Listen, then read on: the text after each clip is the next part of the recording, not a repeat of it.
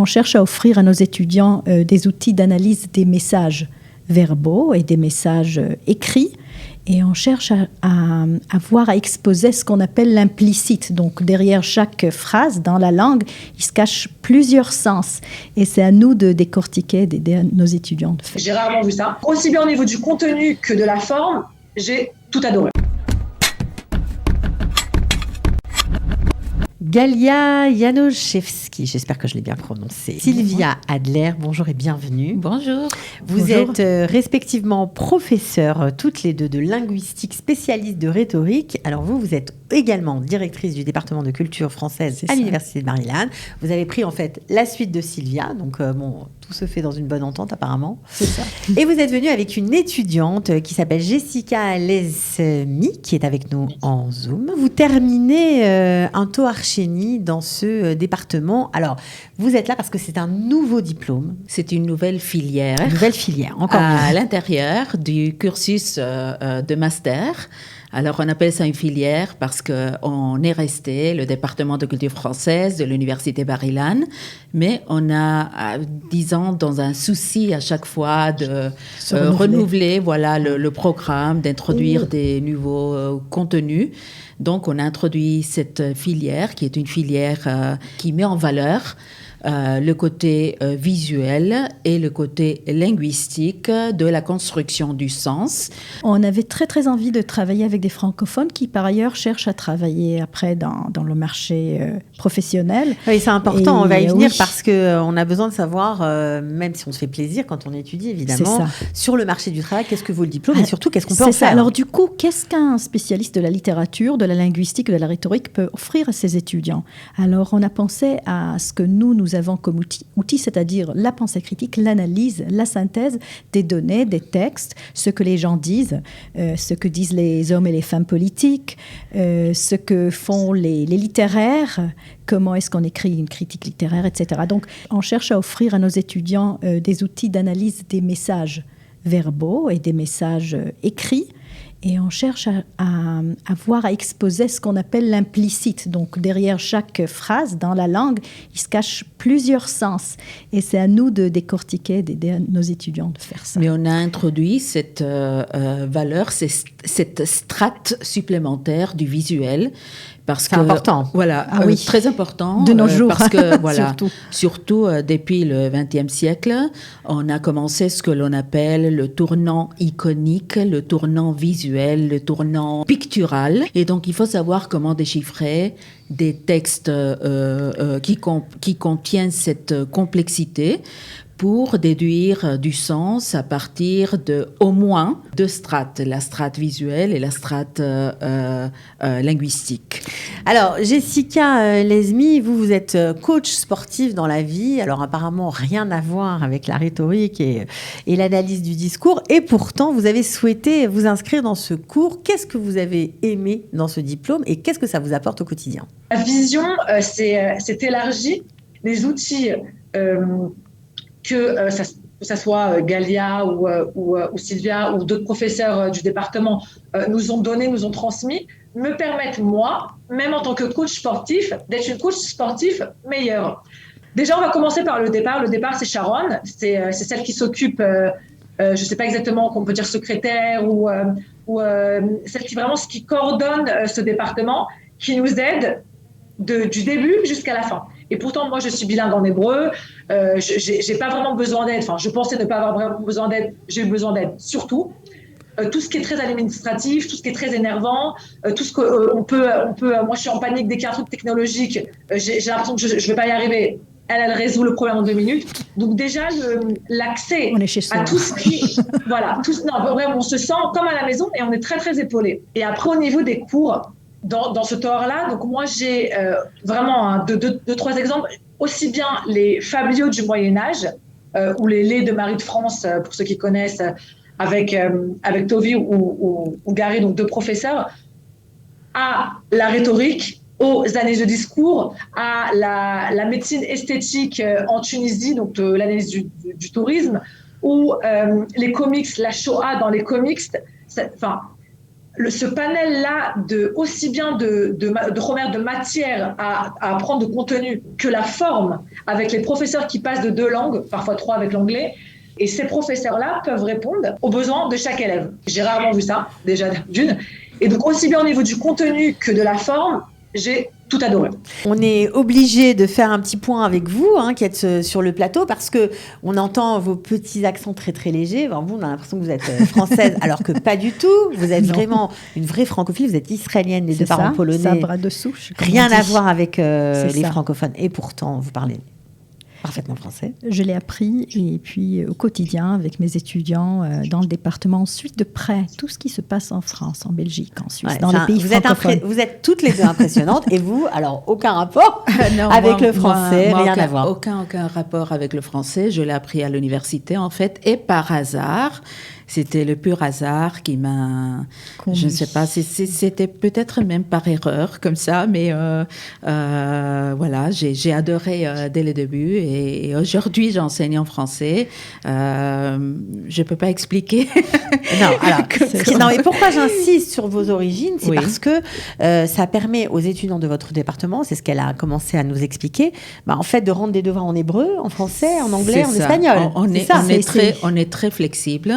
On a parfois, on a des cours qui se déroulent entièrement en français. Il y a d'autres cours qui se déroulent en hébreu. Il y a même les cours qui se déroulent en hébreu, étant donné les francophones qui sont présents en classe. Très souvent, on doit passer d'une langue à l'autre. Et pour les productions écrites, les devoirs, on accepte des travaux en français, en hébreu, en anglais, parfois même en espagnol. C'est-à-dire les langues qu'on maîtrise, on est flexible. En fait, c'est un bel exercice parce que souvent, au niveau du contenu de nos textes, on parle des romans où il se passe des choses pluriculturelles. Donc déjà, parler d'une autre culture à travers le regard de l'autre, mais dans une autre langue, en passant d'une langue à l'autre. C'est dans l'exercice de la langue qu'on comprend aussi le sens du texte. Alors, qu'est-ce qu'on peut faire avec ce diplôme ? On peut continuer, donc à partir d'un master, on peut toujours arriver au 3e cycle, c'est-à-dire au doctorat. Mais on peut par ailleurs s'inscrire dans un parcours diplomatique, un parcours d'enseignement du français ou d'autres langues aussi, ça arrive. Tous ces débouchés professionnels nous intéressent. Des médias ? Dans l'hôtellerie, les médias. Bien sûr. Certainement, oui, je n'ai pas mentionné les médias. Et pour ne pas parler du marketing. Oui, alors dans le marketing étant aussi. Étant donné que la rhétorique se lie beaucoup, se marie de façon tout à fait naturelle avec les stratégies de communication. Chacun peut travailler aussi sur des sujets qui l'intéressent. Par exemple, Jessica, dans mon cours de rhétorique, elle a choisi de travailler sur les campagnes électorale. Mais par exemple, en France, analyser les discours de Marine Le Pen, par exemple, mais pour un étudiant qui n'est pas francophone, alors il peut travailler sur d'autres supports. Il peut travailler sur une vidéo, sur un film. N'importe quel sujet. C'est pas seulement la flexibilité au niveau de la langue, mais aussi au niveau des matériaux, des supports sur lesquels on peut travailler, y compris la bande dessinée.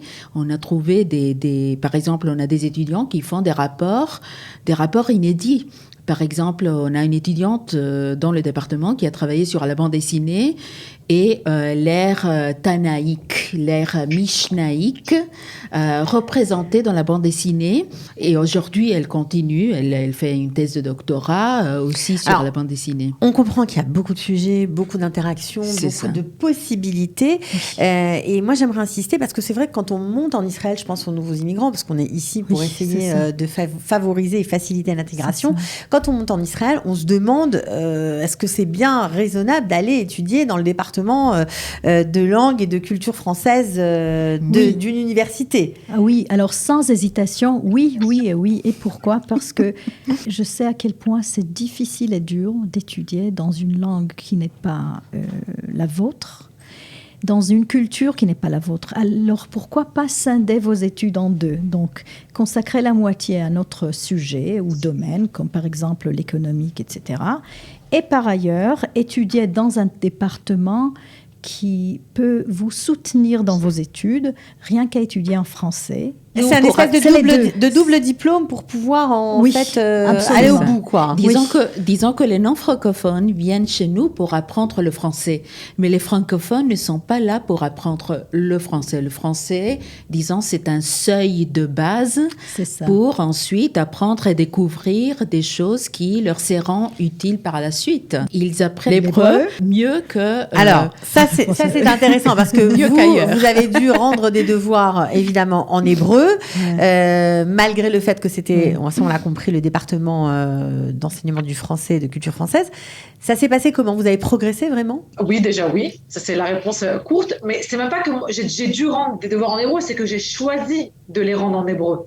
J'aurais pu, par exemple, les rendre en français, ce qui, pour moi, aurait été beaucoup plus facile, pour justement pouvoir améliorer mon hébreu. Et je voulais juste rebondir aussi sur...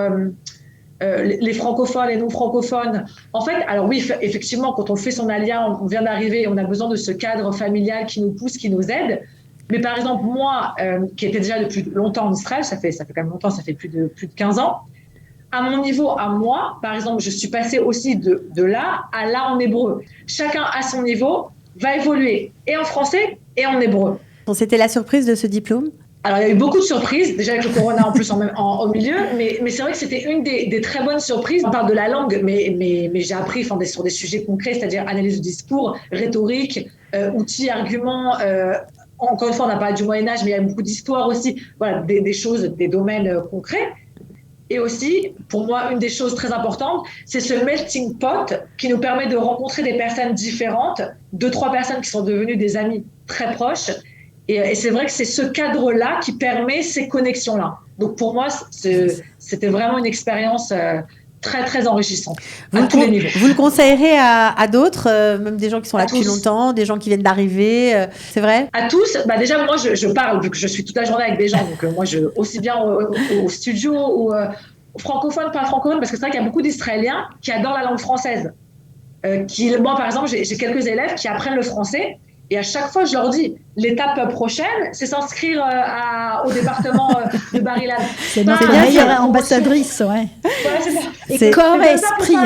Parce que vraiment, moi, ça a été une expérience. Et pourtant, je peux vous dire que même quand on travaille en plein temps, enfin, moi, je me réveille à 5h du matin, je rentre chez moi à 10h30, c'est pas que je me plains, j'adore à la folie mon travail.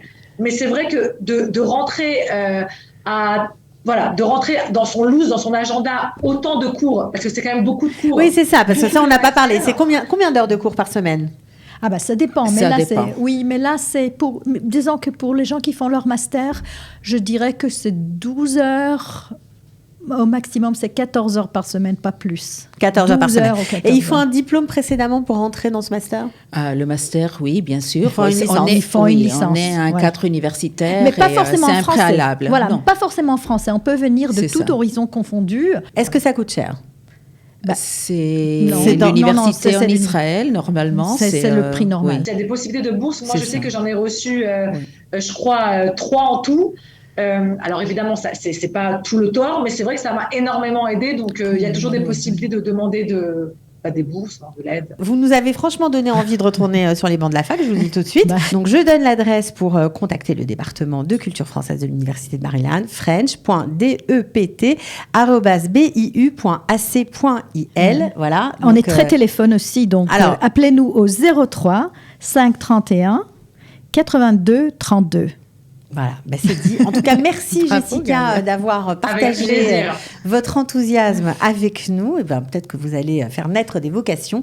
Batzlacha pour la suite et bravo à vous. Merci, avec un grand merci Cathy. À bientôt. À bientôt. Merci beaucoup.